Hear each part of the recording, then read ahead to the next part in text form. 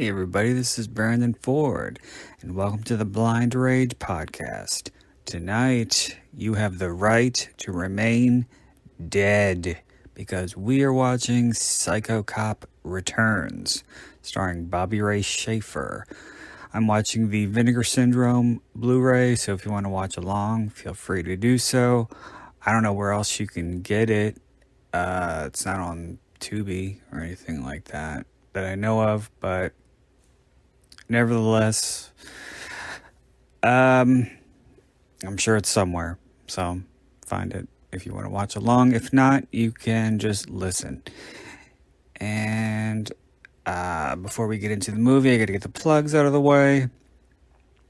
I want to encourage you, as per usual, to check out my books on Amazon by going to Amazon.com or the Amazon app, typing in Brandon Ford. You'll find my titles in both paperback and Kindle editions. If you prefer audiobooks, you can find my stuff on Audible.com as well as the Audible app. You can please follow me on Instagram if you don't already, at writer Brandon Ford. You can follow me on Twitter at Brandon Ford. And if you have any questions, comments, concerns, suggestions, critiques, recommendations, you can feel free to email me directly at blindragepod81@gmail.com. Lastly, I want to encourage you to please, I don't know why I'm so fucking tongue-tied tonight. Probably because it took me forever to find this fucking Blu-ray. What was I saying? Please rate and review. I want to encourage you to rate more than anything. It only takes 3 seconds, probably 2, if you're quick with your thumbs, to just give a star rating to the podcast. It helps with algorithms, gets the Blind Rage podcast more exposure, gets me more exposure. And yeah, if you are feeling super generous and you want to rate a review, please feel free to do so. Just be nice, because I'm thin-skinned. I will freely admit it. If you rated a negative review, I will probably cry. And I wish I were kidding. Lastly, I don't know when the fuck this is going to be posted, but The Mystery of Kelly Christopher just came out in audiobook format, and it is the book that I'm most proud of. So I would like to encourage you to please check it out. If not in audiobook, then in paperback or Kindle editions. Kindle edition, if you're a horror fan, I guarantee you'll dig this book, because you'll probably find yourself in it, because the book is centered around a lot of horror devotees and stories centered around the making of a particular slasher film that were taken from lots of different real life instances that took place in the realm of horror. And there's tons of references. So even I think the casual fan will pick up on some of them, at least. So yeah, please pick up The Mystery of Kelly Christopher, available now in paperback, Kindle, and audiobook. And I want to get started on the movie before the fucking pause fucks up and then I get pissed. Alright, so I'm going to start in 3, 2, 1, play. Yeah, I could not find this Blu-ray to save my life. I was literally pulling discs off the shelf by the bundle, going through them and putting them into the player one at a time to see what they were, because I can't see the fucking covers. Yeah, that's how pathetic I am. And just when I was about to give up, I heard the Vinegar Syndrome logo, or jingle, or whatever it is, and then I realized I was on the right track. I like this one. Why would I do Psycho Cop 2 and instead of before Psycho Cop, the original Psycho Cop? First of all, why would you watch the original Psycho Cop? Because it's terrible. And the director didn't even watch the original Psycho Cop before doing this one, but he had better reasons. And this was, for those of you who don't know, this is directed by Adam Rifkin, who is credited here as Riff Coogan. And Adam Rifkin has done a ton of stuff, most notably Detroit Rock City, which is one of my favorite comedies. And yeah, he didn't watch it because he didn't want, I believe he said on the commentary track that he didn't want to emulate the original in any way. He wanted to make his own film. And he succeeded because this is very, very, very different than the original in the best possible way. It's much more fun, even though there are some dark moments. And you have Bobby Ray Shafer again playing the psycho cop. I There was another thing that he said in the commentary that wasn't true.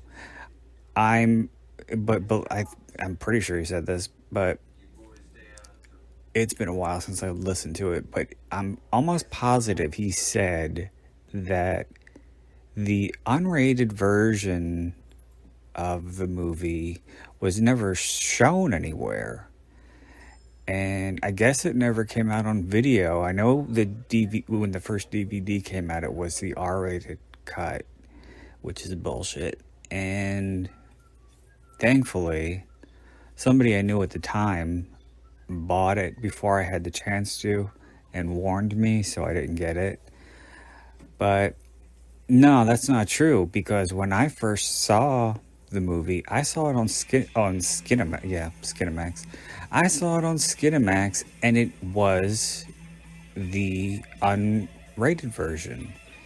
And it was one of those things where I was just perusing the TV guide or whatever and saw the title Psycho Cop. I think it was listed as Psycho Cop 2, as it sometimes is. But yeah, it was I saw Psycho Cop 2 in the TV guide, and it sounded like, I never heard of it. I never heard of the original Psycho Cop. I knew Maniac Cop, and I knew that it would be my wheelhouse, so I decided to watch it. I just want to talk about this opening sequence with all the body parts and the devil worship paraphernalia, and in the car, in the cop car, and the license plate flipped over to say 666. When I first saw this, I was probably 13 or 14, and I didn't know what to make of it. I did think all of these body parts were kind of grisly, and the pentagram scrawled in blood was a little off-putting, and I thought this was going to be a total splatter movie. And I was never a gore hound. I didn't like gore movies. I don't like any of those cannibal movies or any of that stuff. So I wasn't sure if I was going to like it. And I remember being tempted to change the channel, even though it was recording.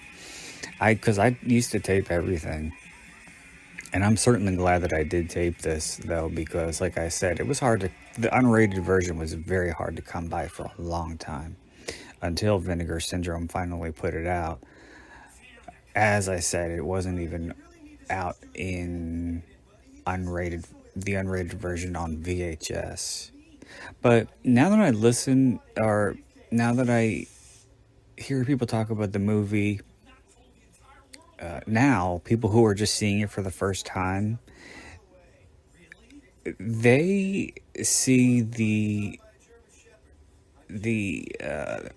opening title sequence in the car as comical, and I guess they can't make heads or tails of the pre-title sequence in the coffee shop.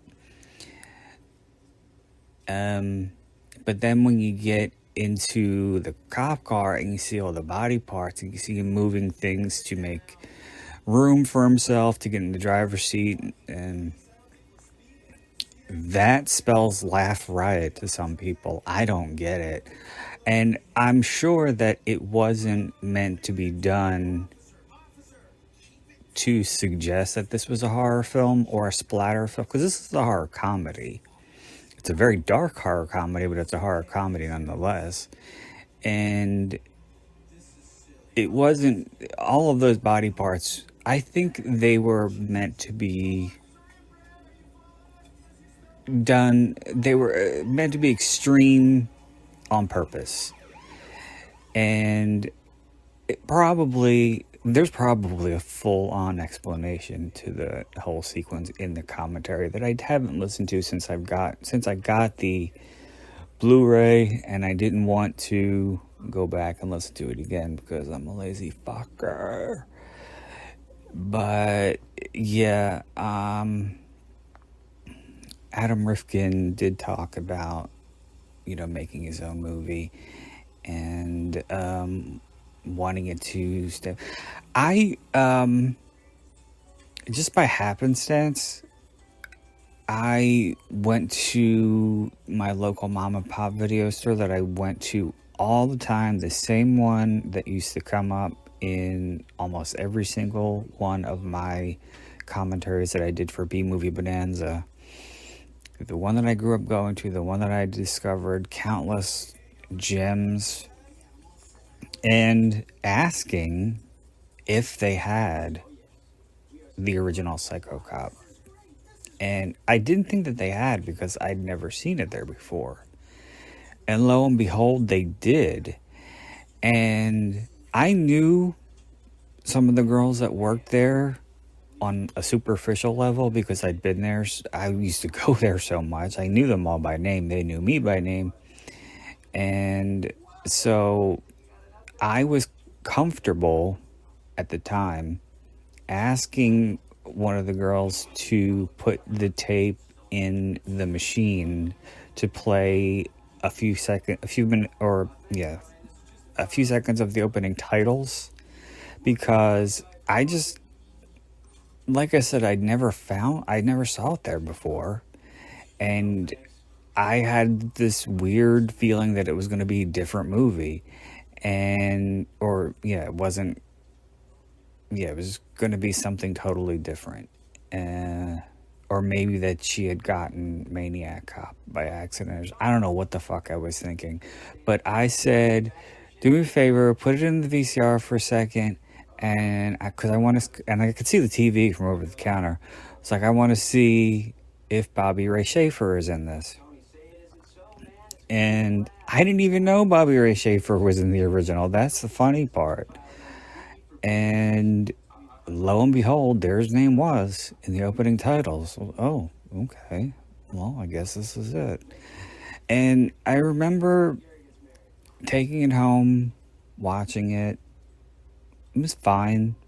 It wasn't anything remarkable. Wasn't anything that I cared to see again. I remember trying to watch it a couple of times years later, but it's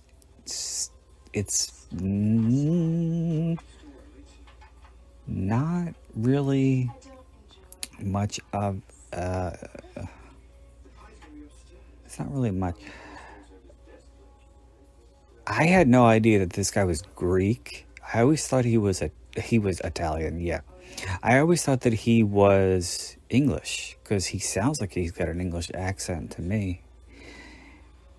And from what I remember about the very, very Skinamaxy sex scene, he was quite easy on the eyes. Very much so, actually. And who the fuck calls a store and says, "Do you have cherry chapstick?" What kind of bullshit is that? But this, I can't remember his fucking name right now, but his character's name is Brian, and he is a close friend of Adam Rifkin's. And if you bring him up to Adam, he'll immediately launch into the story about how he saved his life. Brian, whatever his real name is, he saved Adam's life because they were swimming and Adam was drowning, and he saved him. He goes into the whole story on the commentary, and I used to tweet to Adam Rifkin, and I just found him on Twitter, and you know how it is on Twitter. If you tweet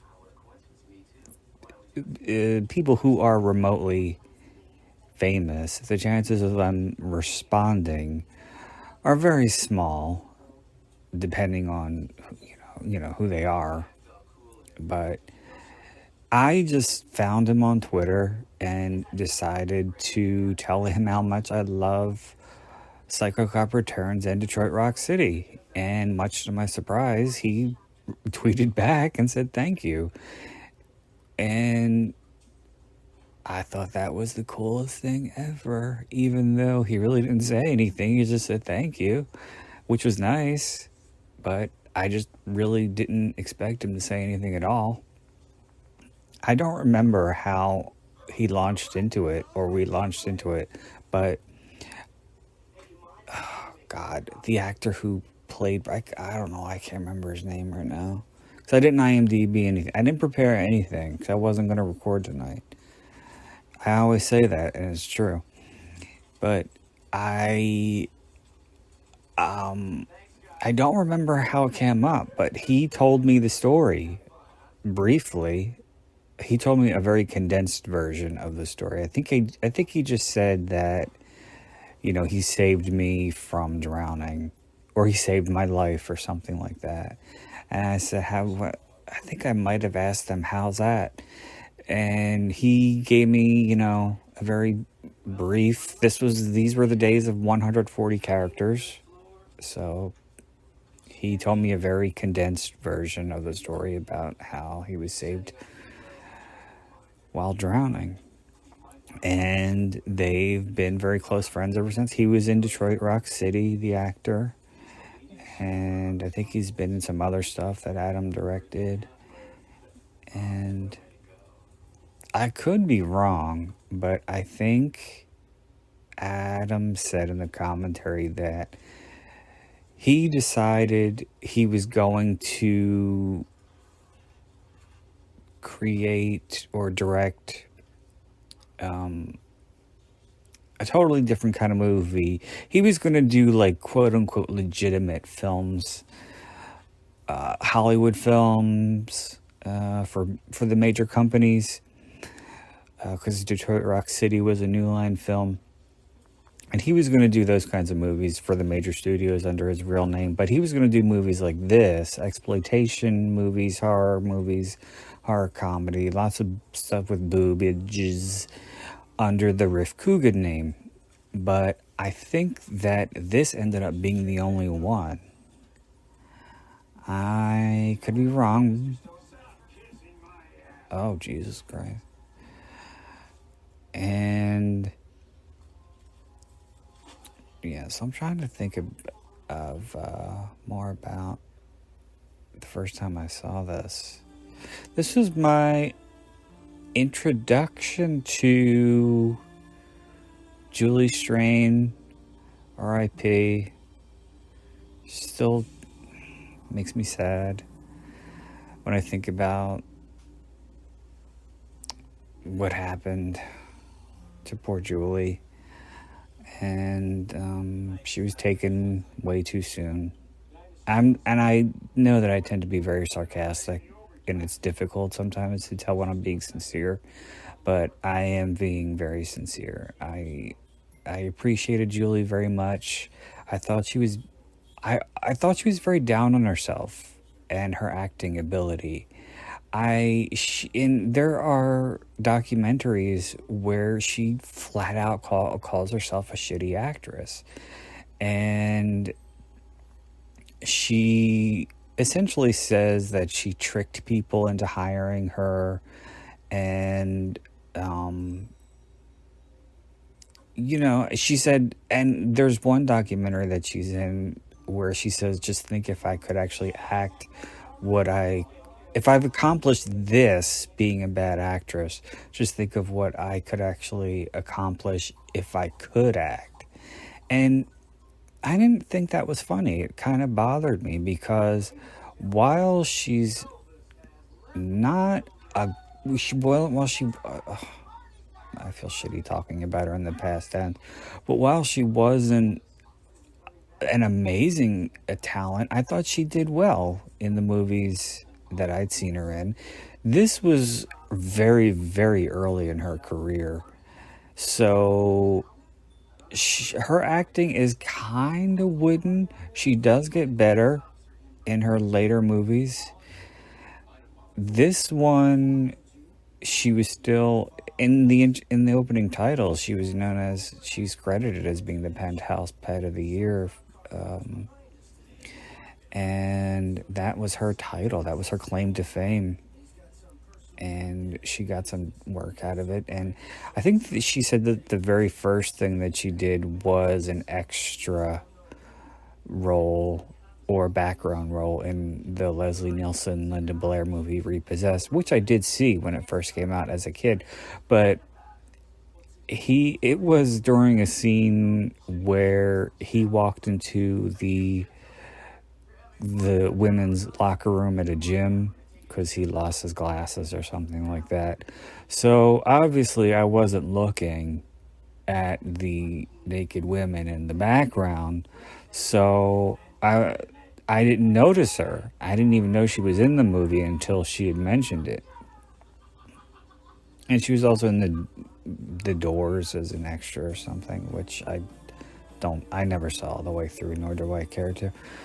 But yeah, these were her opening days and opening movies, and like I said, she got better. I think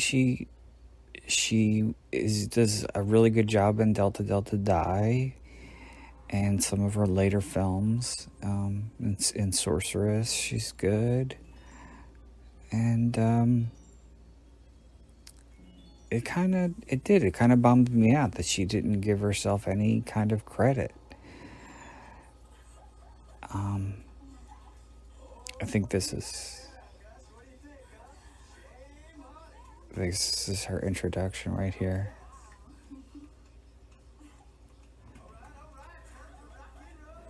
By the way, you know what I noticed? Um,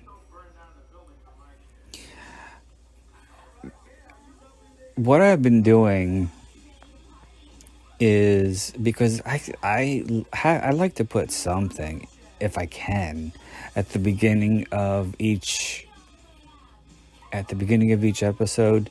If I can't put the trailer, if I can't find the trailer, because for some fucking reason, the app that I use to upload my DVDs and Blu-rays doesn't always upload all of the material that is on the disc. And generally, that tends to be the trailer. And so, of course, the trailer oftentimes isn't on YouTube either. Or if it is, it's a shitty quality version. So what I'll do sometimes, and I've done, is I will, if I have a file, if it's an MKV file that has been extracted from the DVD or Blu-ray, there is another program that you can put the video through, and you can select separate by chapter, and it will separate the audio files in the chapters that they are split up in on the actual disc. What I've noticed is with Blu-rays, they really got lazy. And by they, I mean fucking everybody. There are, on average, 10 to 12 chapters on Blu-rays, and I bring this up now and I mention it now because this jumps ahead from chapter 1, which is of course the opening.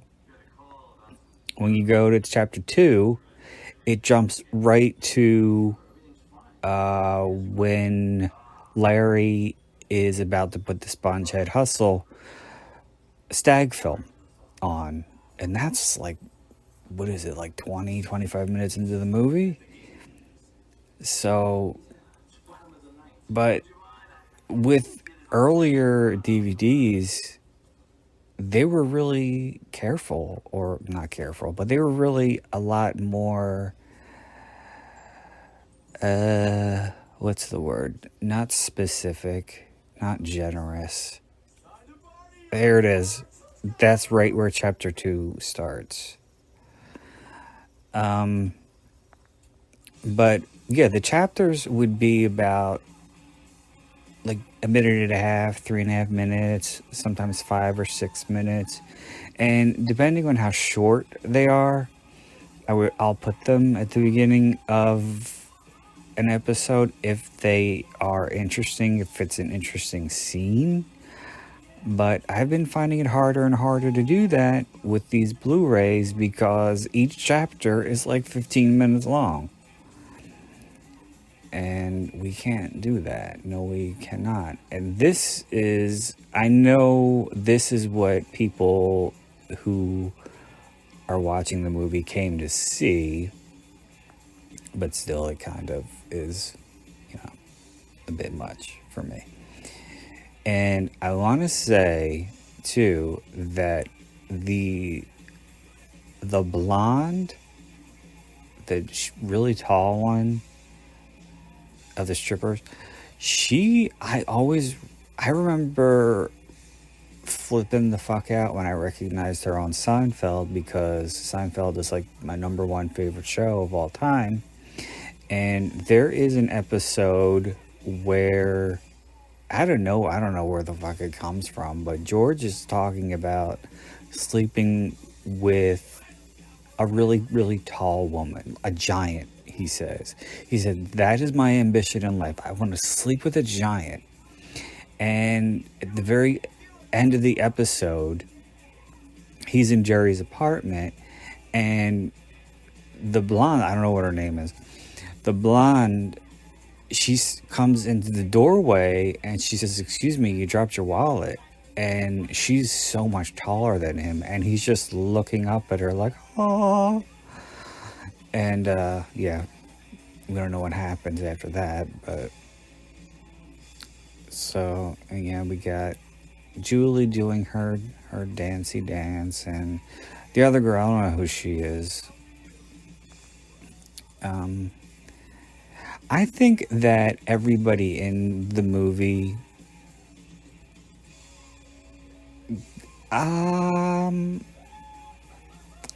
as far as the guys go, and especially Bobby Ray Shafer, they got it. They knew what they were doing. They knew that this wasn't a straightforward horror film.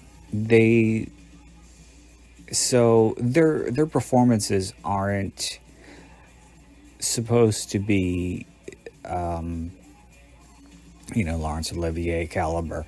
They're having fun. Everybody's having fun in the movie. And the only one who does take it seriously, and it's because she is the final girl, is Barbara Lee Alexander, who is the blonde who's working late and really doesn't want anything to do with these guys. But I'm really surprised that I hadn't seen her in any more horror films, because I think she does really well here. And she's a very beautiful girl, and she does a very good final girl. And you don't really think that she's gonna be the final girl, or you don't even really know if there's going to be a final girl, because this is a movie that's set in an office building, and she is very. Wait a minute. This was one of the cut scenes when Psycho Cop stabs the security guard in the eye with the pencil.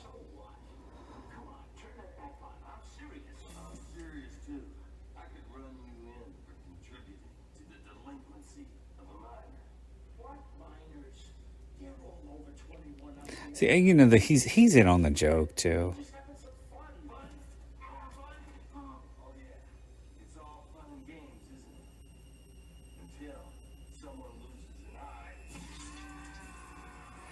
I did see the cut version because that one did play on cable as well. I don't know. It must have been an accident that the unrated version played the night that I watched and recorded it. I guess I got lucky. But yeah, I do remember that scene being cut, and I don't remember exactly how it was, but it was the trims. I remember the trims in this movie being very, very obvious.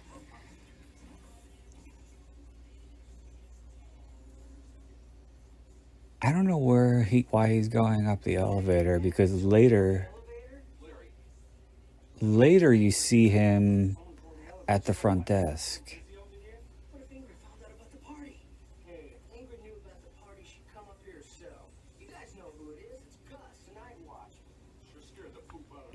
Oh God. And Brian has some of the goofiest lines in the movie, and one of which is don't he's talking to himself, he says, "Don't be such a ninny, Brian." And then after Psycho Cop he I think it's after he chops him in the back with the axe, he says, "Do his body burn in hell, you little ninny." Which again, shows that this is not supposed to be a straightforward horror or slasher film. It's not to be taken seriously. It's a dark comedy. But I have tweeted that to Adam Rifkin a few times, and he always gets a kick out of it. I've tweeted him other quotes from this too, and he likes it. I haven't tweeted him in a while, but I should, just to see if he's still on Twitter. He's still around. He's seen. I wouldn't say that we corresponded regularly. We exchanged tweets back and forth on a few occasions, and he came across as a really nice guy. But I I wouldn't say that we were we were friends.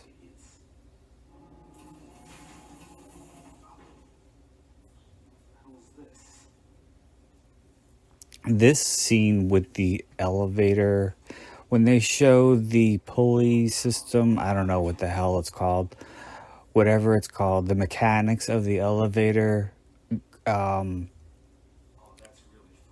going clockwise and counterclockwise, clockwise and counterclockwise. It's so obvious by the way it's edited that it's just different cuts to make it look like it's fucking fucked up. But that doesn't happen yet. I got a little ahead of myself. Right now, the elevator is stuck.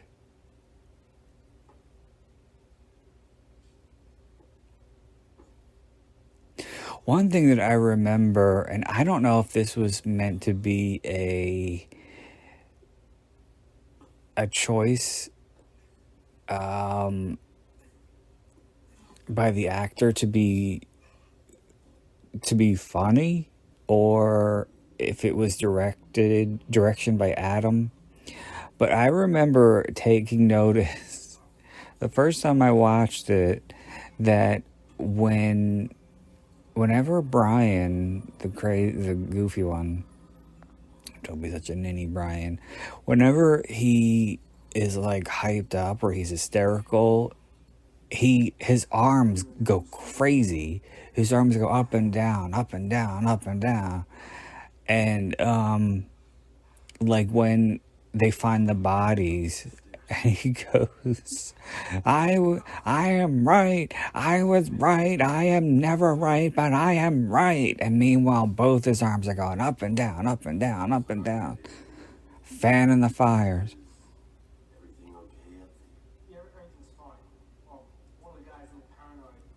Yeah, so he's at the front desk, so I don't know why the hell he got in the elevator.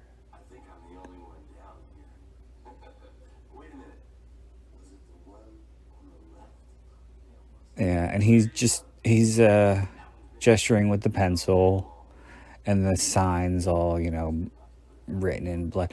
This kind of it's kind of in a way a parody of the slasher movie tropes that were so often used throughout the course of the 80s.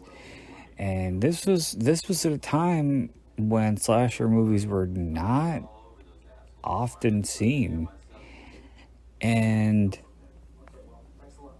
so yeah, I think that that's what this was doing. This was poking fun at that, and especially Bobby Ray Shafer's intentional over the top performance of the villain.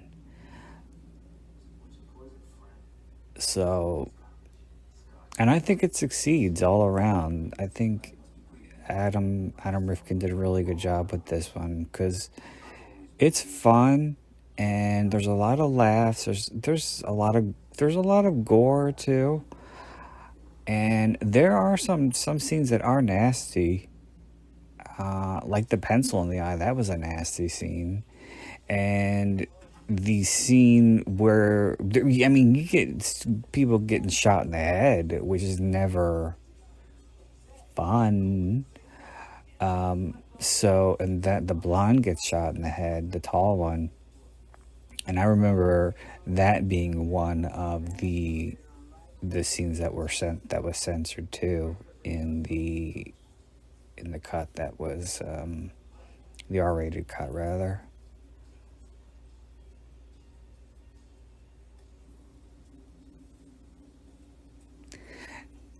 And the thing too about the casting of the guys is they Adam I think took a Jim Wynorski. Um, he took a page from Jim Wynorski's book in that Jim made a lot of movies with very beautiful, scantily clad, very buxom women, and the men who are in the scenes are just very average Joes. They're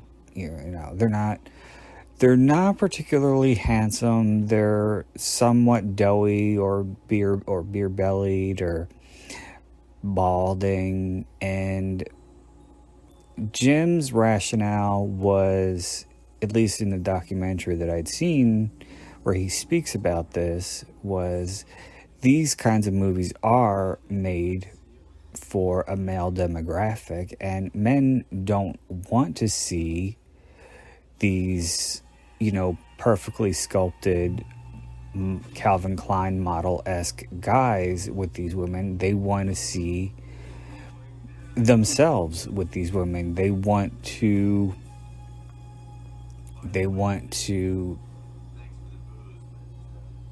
see themselves kind of living out these their fantasies with these guys. And I think that's what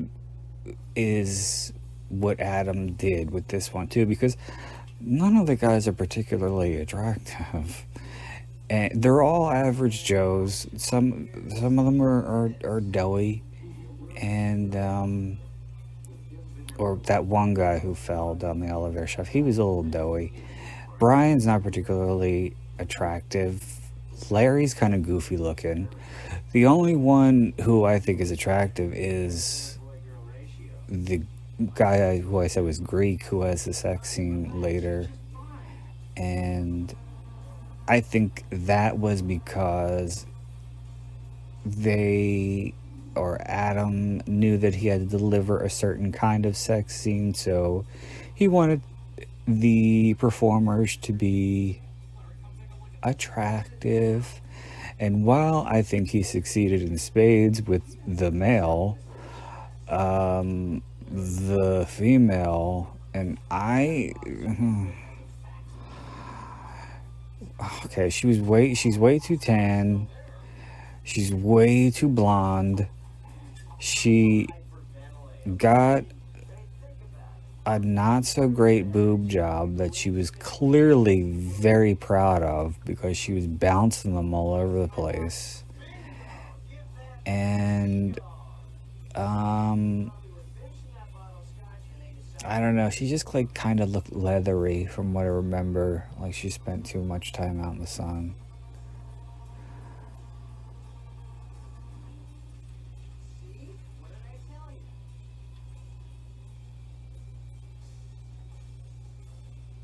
I really hate talking shit about people's physical appearance, and when I do, I feel guilty every single time that I do it, but I feel like Shannon Doherty in Heathers when she's at the coffin saying, I prayed for the death of Heather Chandler many times, and I felt bad every time I did it, but I did it anyway. And that's kind of me in this case, where I feel bad about talking about people's physical appearance, but I keep doing it.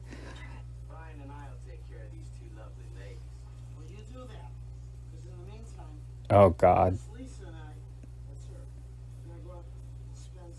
This is this is an untrained actor trying to play drunk, and I know that this is supposed to be a dark comedy, so he's really not supposed to be realistically drunk, but he's the painful kind of drunk, and he's kind of doughy too. That's right.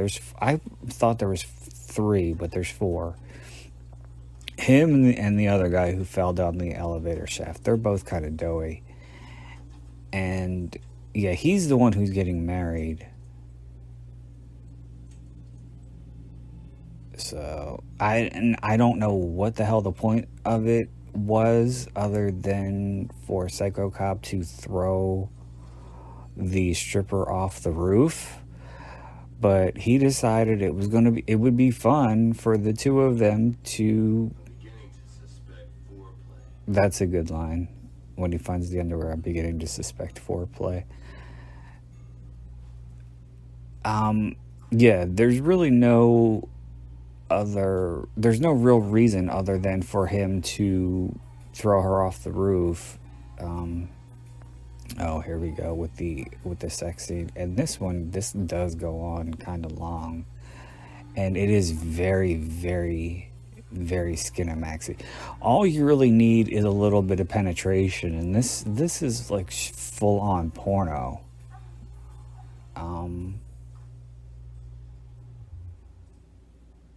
Did it cut? Yeah, it cut already, but I think we're going to cut back to it.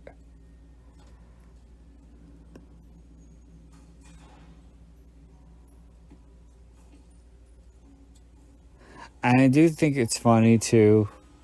Yeah, there it is. I do think it's funny too that Barbara Lee Alexander's character, she interrupts them because she needs a stapler. This is an office building. You mean to tell me you can't find a stapler anywhere else in any of the other offices on the whole floor? Or any other floor? If I had just busted in on somebody having sex on a desk, I would not, well, depending on how attractive they were, I would not go right back in because I needed a damn stapler. I would find one elsewhere.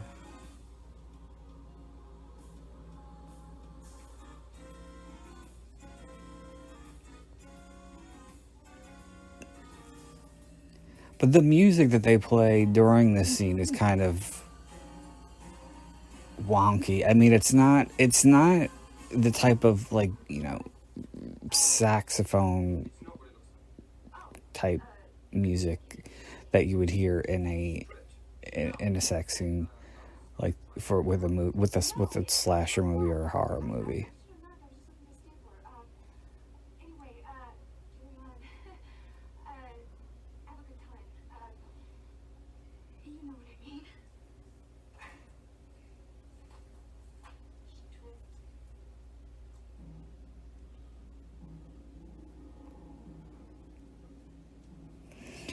I can't believe he even tried to explain it. He even tried to explain it away. They're both ass naked, fucking on a desk, and he says she tripped, and I was trying to help her up. Okay, that doesn't even make sense. Now she's going back in for the stapler, but I guess she had to go back in because if she didn't, I think this is where he was lurking. Our officer.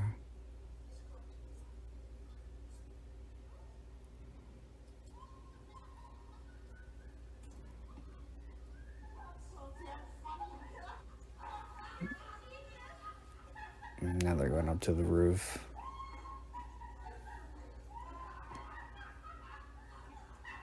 And they're trying really hard to laugh, and it's not working.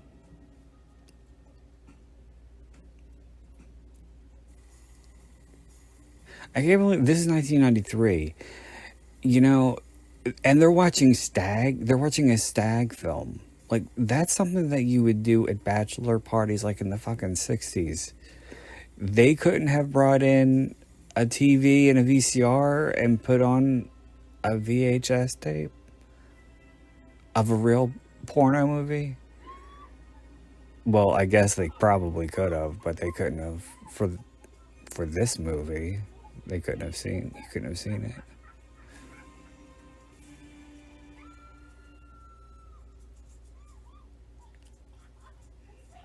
I don't remember. I don't. I think Adam talks about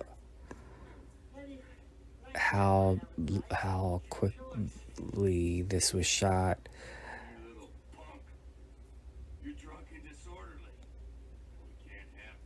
We can't have that. But yeah, this was shot very quickly, and they had that whole floor to themselves. I think he said that they were about to paint it or redecorate it or some shit like that.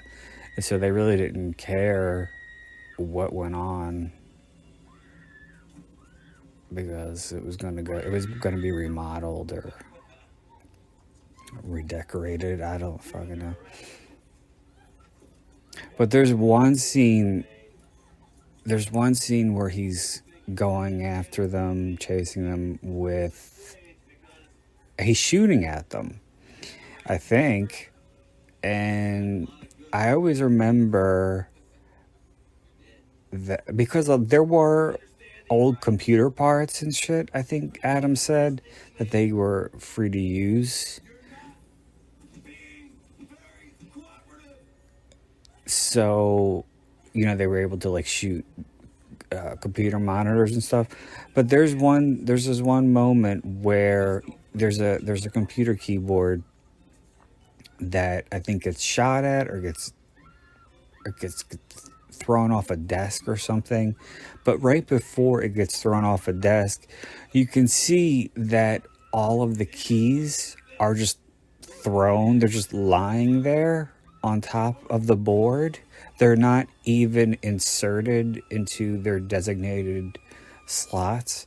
So that leads me to believe that it was like the second or third or fourth take of them trying to fuck up this keyboard or shoot at this keyboard, and the keys went flying. So, and they were like, okay, this is a low budget movie that's got to be done yesterday. So just put the fucking keys back on top of the board. I don't care, and we'll spill them over. It'll look fine. I think that's what they needed. They wanted the keys to go flying, And the only way they could accomplish that was to just pile them on top of the board. Mutant Ninja Pigeon.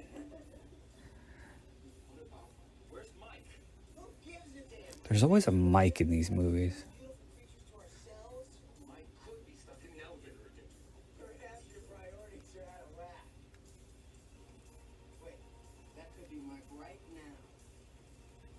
Oh, fax machines.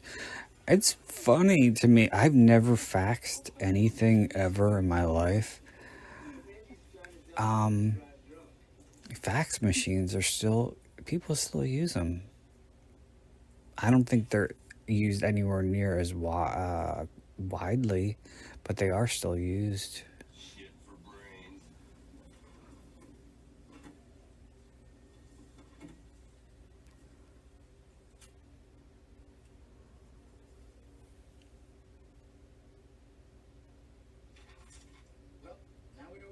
That's funny to think that before emails, people with money, anyway, that's how they would correspond. They would send each other handwritten notes via fax.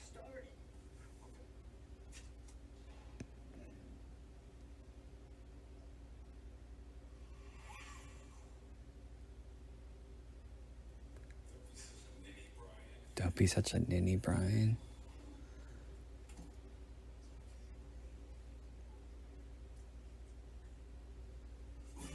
Mm.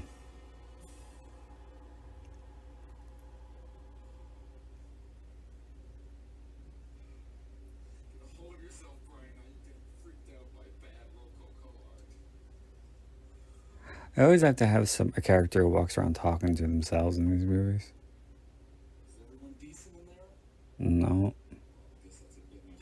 And the scene too, where that there is a Friday the 13th reference when Brian starts to, suggest that something might be going on, and Larry says, "Okay, this isn't Friday the 13th Part Infinity," but there is an impaling that is very similar to it's like I think they call it the shish kebab. It's known as the shish kebab anyway. In part two, when Jason, when he impales the two kids fucking on the bed and with the spear, I think it is, and it goes right through. You see it go to the floor. They do that in this movie with the hot Greek guy and the leathery blonde. But they're like dressed and they're about ready to, I don't know, go home. And but it's funny, it's interesting the way they do it, because Psycho Cop just comes running with the giant, with the spear. He's got a spear too that I think he got from the fucking, as Brian called it, the bad Rococo art. And yeah, he comes running into the room and spears them to the wall. And that's kind of nasty. Um,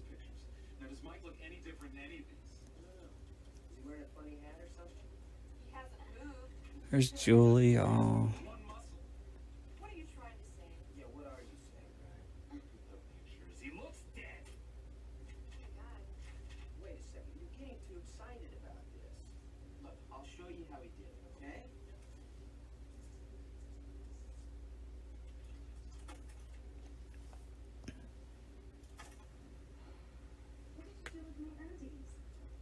no, I think this is it's coming up now with the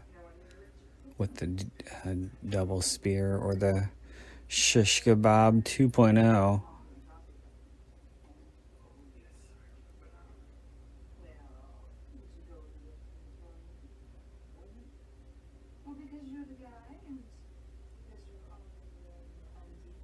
Yeah, unfortunately.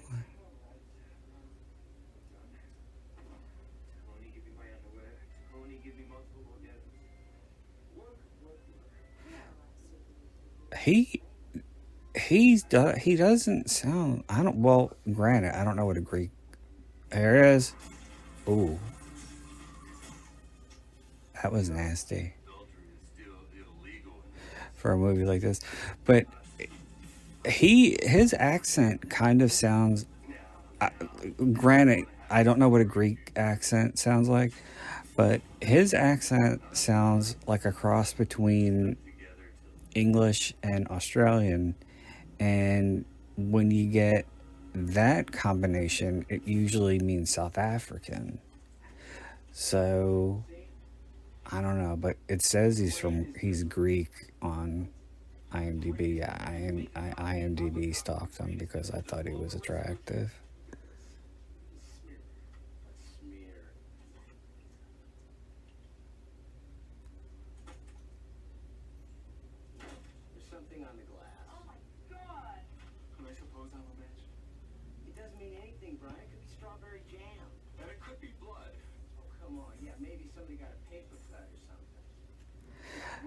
The drop ceiling scene, which I think is kind of ironic, it's a drop. The bodies drop out of a drop ceiling that has a pentagram. I think it's about to happen right now.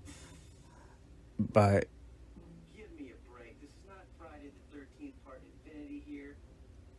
how the hell he got the bodies up in the drop ceiling and how they were able to stay, I don't know how that's possible.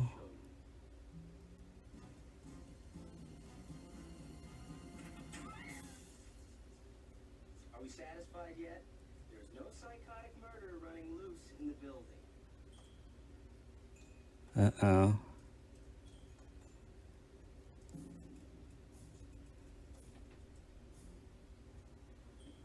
Here it comes.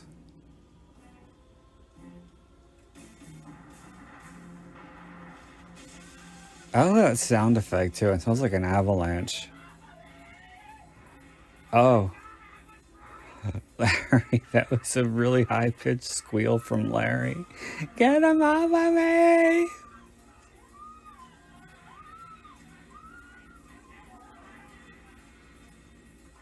And Brian's arms are going all crazy.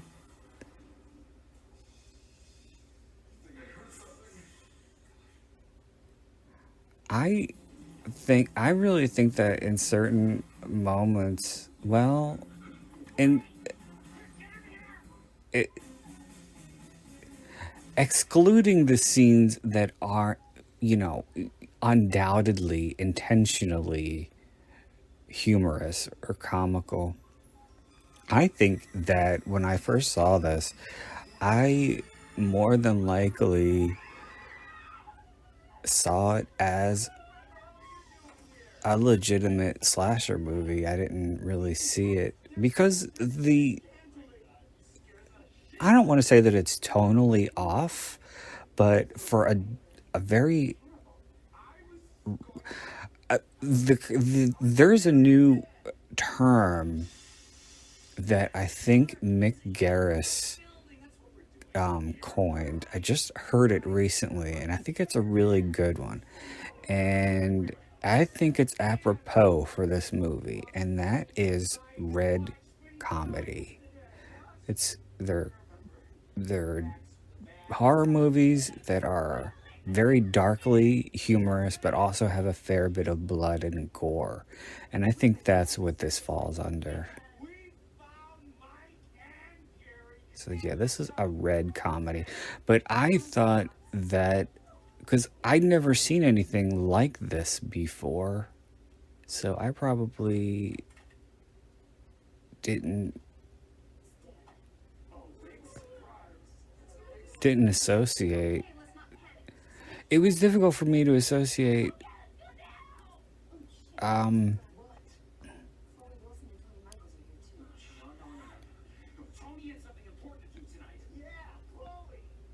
it was different for me to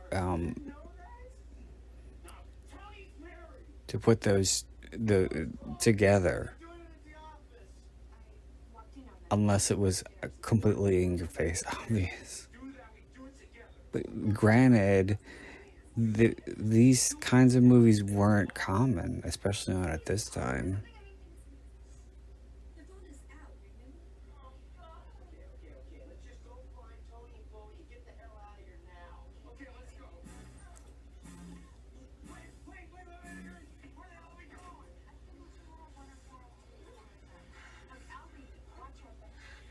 Some of the scenes are tense, though. I mean, like the scene where they have that standoff in the stairwell, and he's got Julie, and he tells, you know, Barbara Lee Alexander, if you give me the gun, I promise I won't shoot her. And then, of course, he snaps her neck.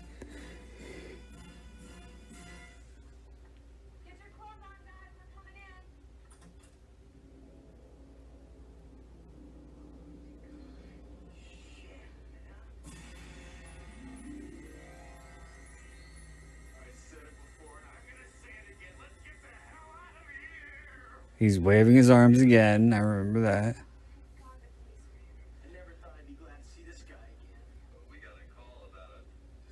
His name is Joe. We have a maniacal serial killer cop, and his name is Joe. Joe Vickers.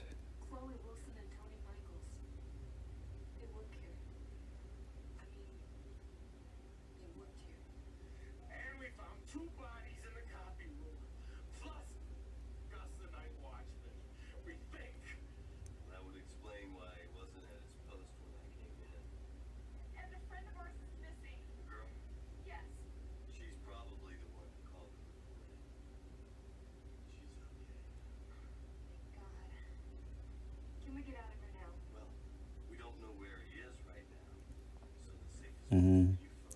See, this is interesting too, because the audience knows, but they don't know, because they think he's the cavalry. I don't remember if that satanic worship thing was in the first one.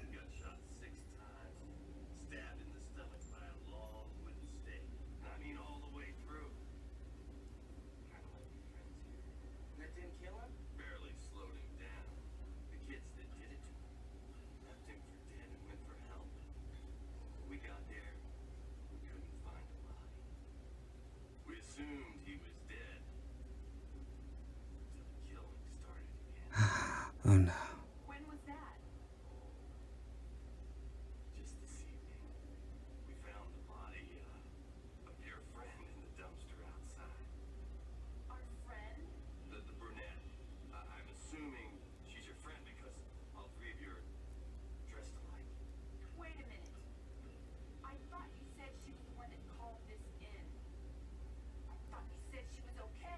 Julie.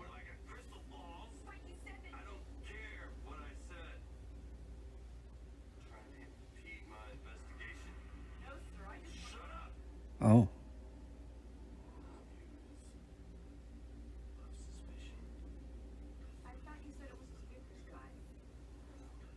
He doesn't know what the fuck he's saying.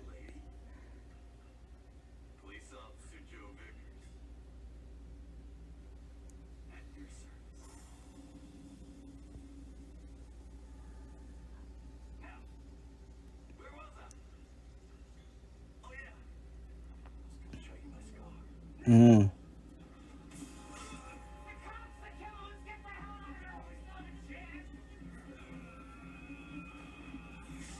Oh. I think Larry's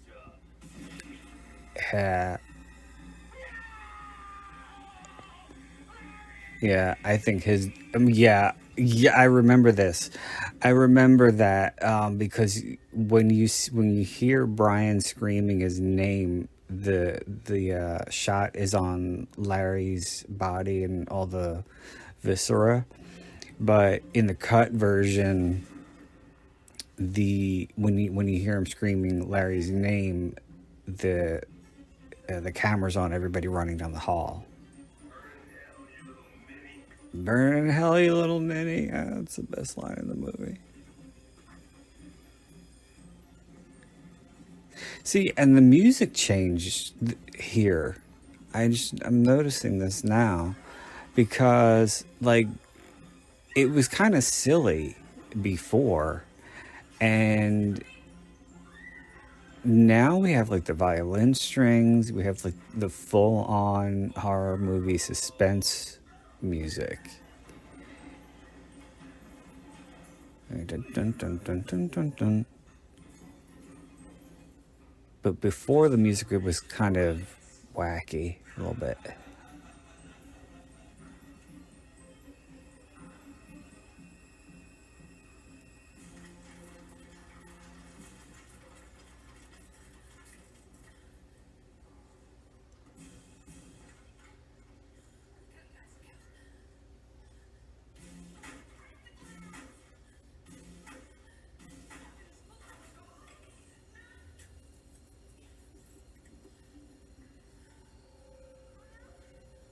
I don't know. They're in a huge fucking high rise office building. I would think that it would be pretty easy to get away because there's a million fucking places to hide. And they say something. I think they say something about getting out through the garage because they have an underground garage, I assume. Wait a minute. Fire exit.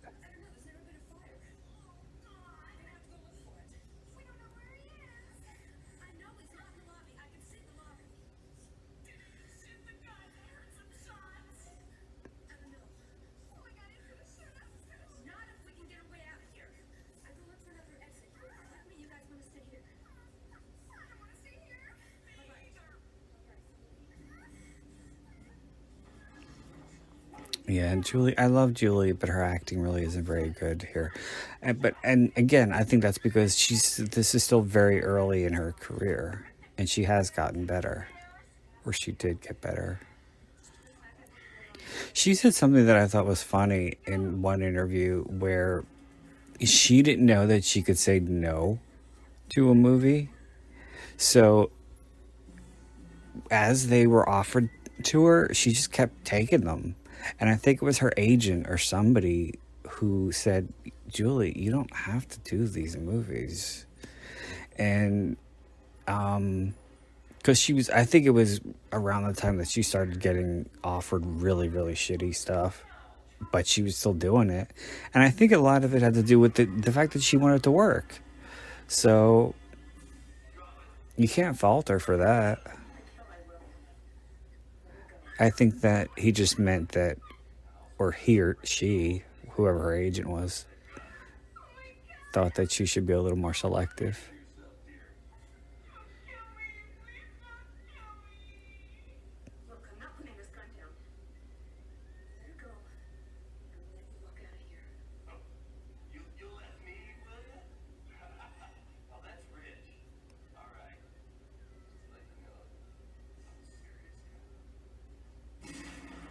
Mm.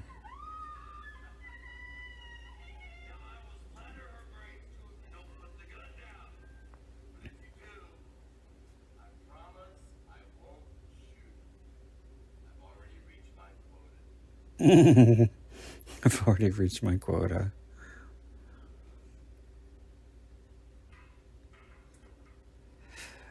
She's putting that gun down on metal stairs and kicking it. Kicking it. I don't know how that. I would be so petrified that it was going to go off.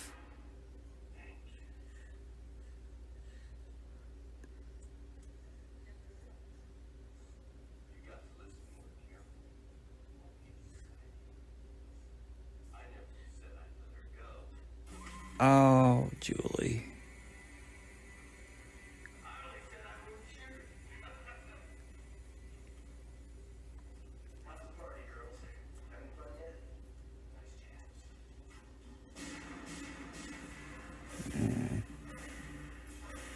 I wonder if that was an improvised line.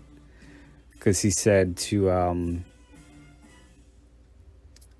was it Julie or was it the blonde? One of the girls, one of the strippers, was wearing chaps that were cow patterned.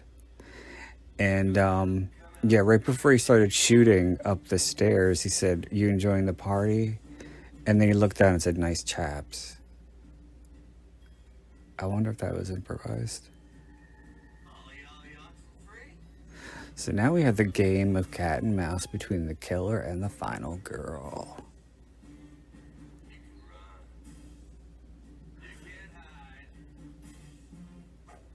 Oh.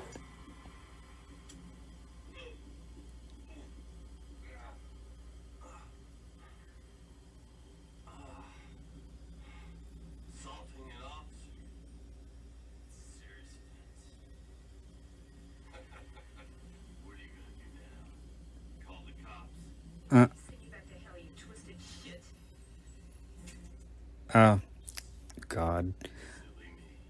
Of course, there's no bullets in the gun. I I have to say that there's one line that I don't like, and that is when she makes the hairspray torch, and she says, "Eat this, you gargoyle." Gargoyle. That's not a good line. Run, bitch.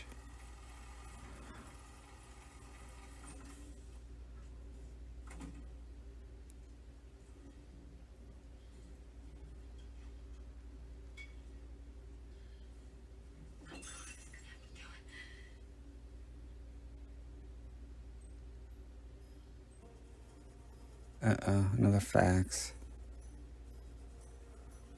And I don't remember what this one says.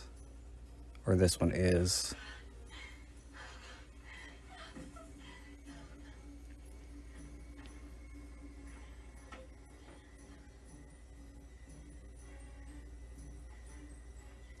She kind of has a Heather Locklear thing going on.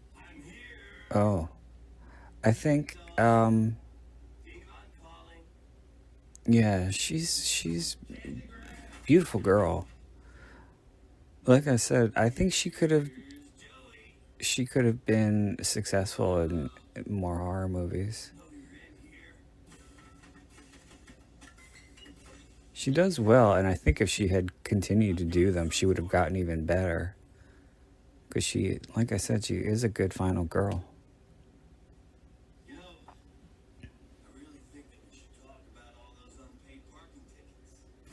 Now he's just babbling. I wonder if this is improvisation too. Or ad-libbing, rather. Is there a difference? No, I don't think so.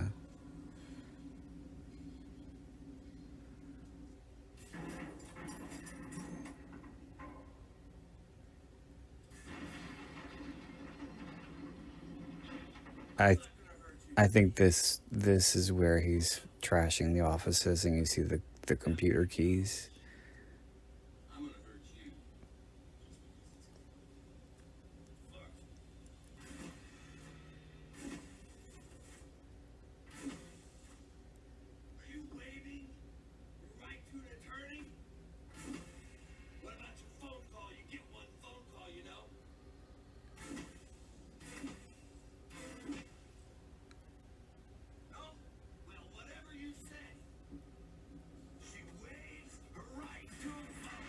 Oh.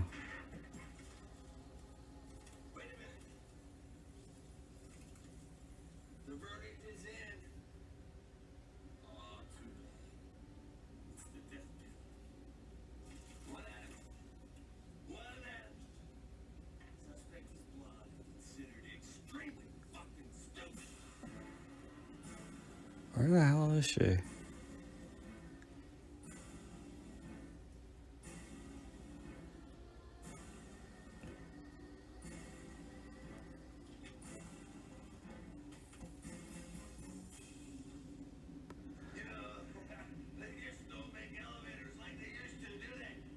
What the hell kind of line is that? Oh, okay. All right. So you got that was a payoff. Okay, good. Good, good. I can co-sign on that one.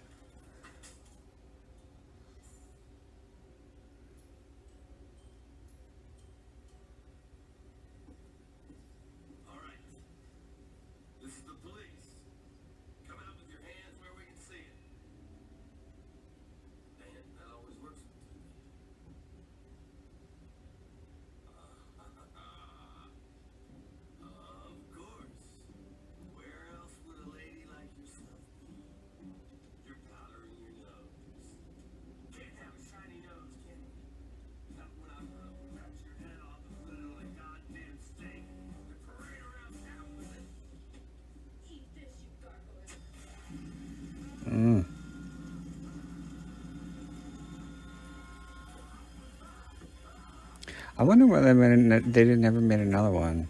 They didn't never make another one. I wonder why they never made another one.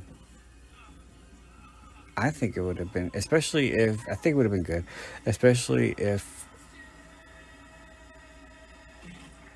oh, especially if Adam was at the helm. I think too, he, yes, he definitely must have been taking a page out of Jim Wynorski's book because uh, Psycho Cop kind of turns into Orville Ketchum toward the end, where, and for those of you who don't know Orville Ketchum, first of all, hang your heads in shame. No, seriously, do that right now. Shame. Shame on you. Orville Ketchum was a character in Sorority House Massacre 2 and Hard to Die. And he was a very large man in a red and white plaid flannel who, after getting his neck broken, stabbed, beaten, thrown off of buildings, he shot several times. But yeah, he doesn't die. And yeah, there's Hard to Die like this one, and I wonder if that's where, because this wasn't that long after Hard to Die. I wonder if this is where Adam got the idea for this movie, because yeah, Orville Ketchum falls off the roof or gets thrown off the roof in Hard to Die, which is also a red comedy. Thank you. And yeah, it's kind of Psycho Cop kind of turns into Orville Ketchum in the last reel because he goes through all this shit. He gets the fucking hairspray torch. He gets thrown down the elevator shaft. I'm trying to think of what else she does. She fucks him up. But then you got the ah. But then you got the patrons in the Cholo bar who come out and beat the fuck out of him with baseball bats. And yeah, and then they say he's still alive. And down the hall from Brian, who is getting, this is the last scene, who is getting fed chocolate pudding. And I was thinking about this the other day. Is there anything more disgusting in movies to watch people eat than chocolate fucking pudding? It's so gross, especially when they're eating it like ravenously, like in The Devil Wears Prada, when Emily Blunt is like stuffing her face full of it. And I believe in the movie Choke, that was based on the Chuck Palahniuk book, Angelica Houston is in the hospital and she's eating chocolate pudding and she chokes. She dies while she's eating the chocolate pudding, and it starts to come out of her mouth, and it's really not good. And I know that there are some others, because I was just lying here thinking about this a couple days ago, and I was like, yeah, as much as I love chocolate pudding, I don't want to see it in movies, or I don't want to see people eating it in movies ever, because it's disgusting. Well, watching people eat in general is disgusting, especially if they don't know how to close their fucking mouth when they chew. So yeah, Adam did say what's about to happen is this was meant to be a comment on the Rodney King beating, and that's Adam that got. Nah, she's good. She's good. But yeah, when the guy who comes out on the balcony and starts filming that, all this is supposed to be common on the Rodney King beating, and especially the footage taken with the camcorder. But the irony is, it's a cop getting beaten by minorities. So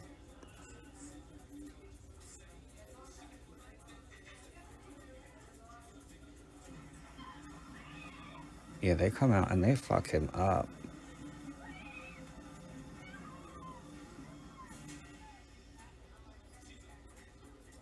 I love it when he just like fucking just starts slapping her around like she's a battered wife or something. I mean, like they just spent like 90 minutes in this office building with him trying to fucking stab her, chop her, fucking all this shit.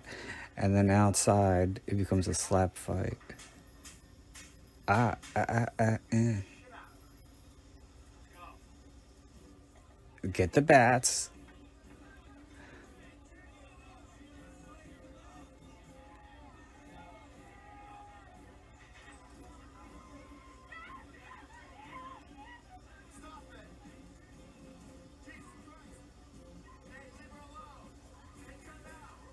Hey, cut it out.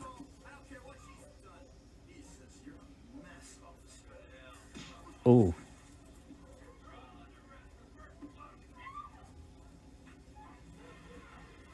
you're on all on the rest for something.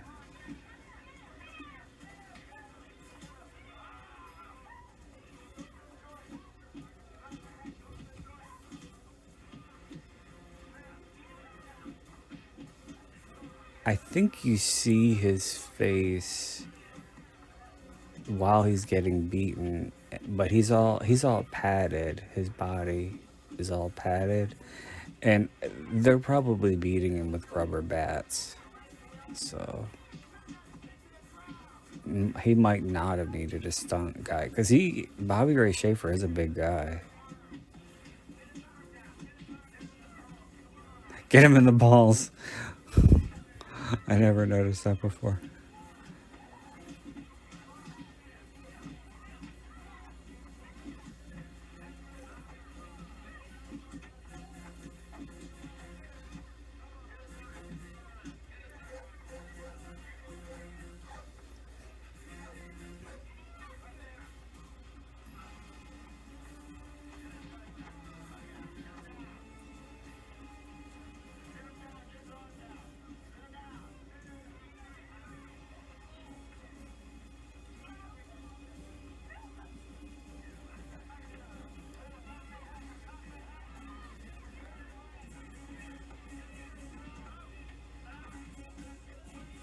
One thing that I don't get is why, when you see her in the hospital, Barbelia Alexander, when she goes to visit Brian in the hospital, why is she bothered getting all decked out with her hair done and she's got makeup on, she's got a nice dress on, and she's all bruised and battered still. It's like, why would you bother?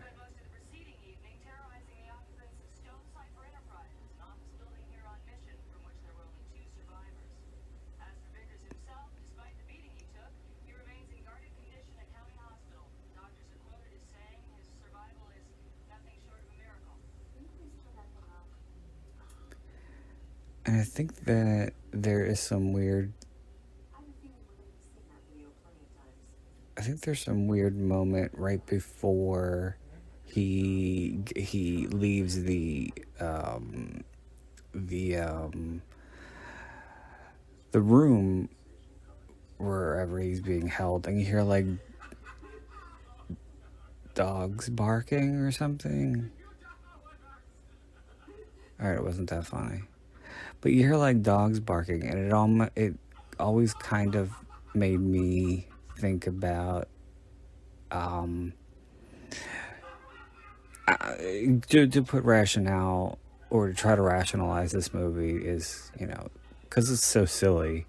But I always wondered if like he was calling on the dark forces because he's supposed to be a Satan worshiper, and that is what helped him survive. And of course, he's in room 666.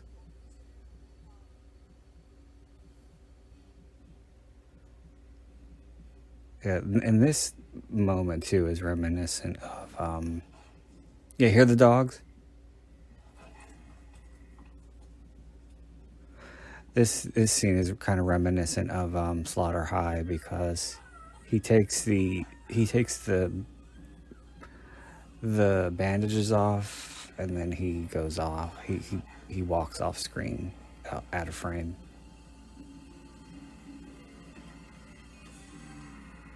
Mm. And now we're treated to more footage of the Spongehead Hustle, which is the stag film that they're watching during the movie. And that is the guy who played Brian in a really bad wig and a mustache, playing the guy in the stag. Yeah, this is a stag film. I didn't know that was him for the longest time. I don't think anybody else did either, because he looks so fucking different with that crazy wig and that stash. But yeah, anyway, that was Psycho Cop Returns. I want to say thanks, as always, for staying with me to the bitter end. And I hope you'll come back real soon for more commentaries, more fun. And please don't forget to pick up your copy of The Mystery of Kelly Christopher. Once again, now available in paperback, Kindle, and audiobooks. So, until next time, this is Brandon Ford wishing you all unpleasant dreams.